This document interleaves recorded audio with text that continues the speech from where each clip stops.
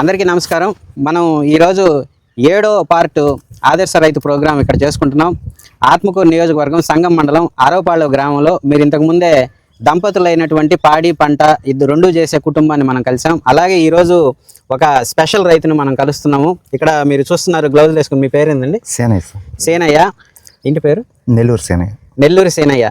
ఆయన ఇక్కడ మీరు చుట్టుపక్కల చూస్తే వరి పెట్టున్నారు. మొత్తం ఈ వరి పెట్టున్న మధ్యలో ఈయన స్పెషల్ అని ఎందుకు అంటున్నానంటే, ఈయన మెట్టపైరు పెట్టారు. అది కూడా బ్రహ్మాండంగా మామూలు కమర్షియల్ క్రాపులు కాకుండా కూరగాయలు వేసాడు అనమాట.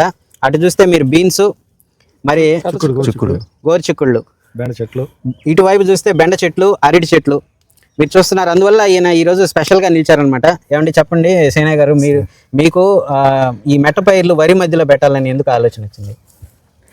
ఈ ఎండాకాలం ఒక కారు మెట్టపైర్లు పెట్టుకుంటే పొలం కూడా బాగుంటుంది సార్. బాగుంటుంది అంటే నేల సారవంతంగా ఉంటుంది.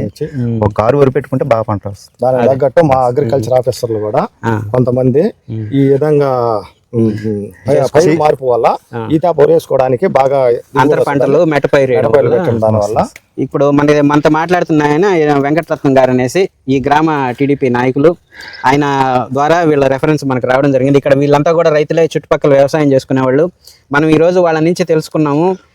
అగ్రికల్చర్ ఆఫీసర్లు గవర్నమెంట్ మన సీఎం నారా చంద్రబాబు నాయుడు గారు ఇచ్చిన సూచనల మేరకు ఎండాకాలం మెట్టపైరు పెట్టమని గవర్నమెంట్ బతిమలాడుతున్న వేళ కొంతమంది రైతులు అర్థం చేసుకుని దాన్ని పాటిస్తున్నారు. అందులో సేనయ్య గారు ఒకరు కాబట్టి ఆయనకి స్పెషల్గా ధన్యవాదాలు తెలుపుకుంటూ, అట్లాగే ఇక్కడ పథకాల గురించి కొన్ని మనం తెలుసుకున్నాం. గవర్నమెంట్ ద్వారా వాళ్ళు ఎలా లబ్ధి పొందుతున్నారు, ఇంకా వాళ్ళకి ఏమి అవసరాలు ఉన్నాయో తెలుసుకున్నాం ఈరోజు. మీకు చెప్పండి, మీ పెద్దవాళ్ళు ఇంట్లో ఎంతమంది? అమ్మ నాన్న, బిడ్డలు, వాళ్ళు అబ్బాయి ఉన్నాడు. మీ తల్లిదండ్రుల్లో ఎవరికైనా పెన్షన్ అనేది వస్తుంది? నాన్నగారికి వస్తుంది. ఎంత వస్తుందండి? 4,000 ఇస్తున్నారు. 4,000 ఇస్తున్నారు. అట్లాగే మీకు రేషన్ కార్డు అట్లాంటివి ఉన్నాయి సార్? అన్ని ఉన్నాయి. ఇప్పుడు మీరు రైతు కాబట్టి అన్నదాత సుఖీభావ కింద మీకు సంవత్సరానికి పడాల్సిన డబ్బులు ఏమన్నా వస్తున్నాయి? మా పొలాలు ఇంకా పట్టాలు ఇవ్వలేదు సార్. అవే ప్రస్తుతానికి చేసుకుంటున్నాము. ఈ గవర్నమెంట్ సర్వే చేపిస్తా ఉన్నారు కాబట్టి అవి వచ్చినాక ఏదన్నా పడే అవకాశం. ఓకే. అలాగేమ్మా, మీరు ఇక్కడ రైతే కదా, మీకు అన్నదాత సుఖీభావ మీ పిల్లలకి కానీ? అబ్బాయి కావిలో ఉన్నారు సార్, వాళ్ళు అబ్బాయి పడతాయి. ఆ అబ్బాయికి వస్తుందా? రైతుకి 5వ సంవత్సరం అబ్బాయికి వస్తుంది. ఇప్పుడు తల్లికి వందనము, పిల్లలు చదువుకునే పిల్లలు ఎవరైనా మనవాళ్ళు ఇట్లా ఉన్నారా? ఇక్కడ ఎవరు లేరు సార్. మామూలుగా అక్కడ ఉన్నారు, కావిలో ఉన్నారు. వాళ్ళకి తల్లికి వందనం వస్తుందమ్మా. తర్వాత మీకు బస్సులో ప్రయాణానికి ఉచితంగానే ఉంది. ఇంకా సిలిండర్లు వస్తున్నాయా మీకు? 3 సిలిండర్లు, 3 వచ్చాయి. పింఛన్ వస్తుందమ్మా. మామూలుగా మీకు ఎంత వస్తుంది? 4,000 వస్తుంది. 4,000 వస్తుంది. ఓకే. సో ఇక్కడ రైతుల నుంచి మనం పథకాలు ఏమేమి వస్తున్నాయని తెలుసుకోవడం జరిగింది. మ్యాక్సిమం తల్లికి వందనం ఉండే వాళ్ళకి వస్తూ ఉంది. అంటే వాళ్ళ బిడ్డలు ఇంకొక నియోజకవర్గంలో ఉన్నా కానీ మరి ఆవిడ ఇక్కడ పనిచేస్తున్న మన వాళ్ళకి తల్లికి వందనం వస్తుందని చెప్పారు.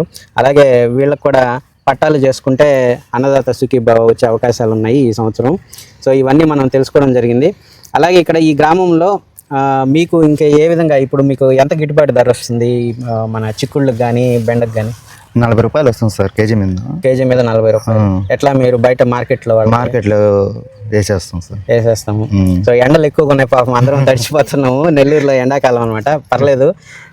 కాకపోతే ఇప్పుడు ఈ 40 రూపాయల గిట్టుబాటు ధర మీకు సంతోషకరంగానే ఉందా? సంతోషంగా. సో చాలా సంతోషం అండి. ఆయన మెట్టపైరు పెట్టిన దానికి, ఎండలకి బాగా శ్రమ పెట్టి చెమట వచ్చిన దానికి ఆయనకి 40 రూపాయలకి కేజీ తృప్తిగా ఉందనేసి వినడం కూడా మాకు కూడా సంతోషంగా ఉంది.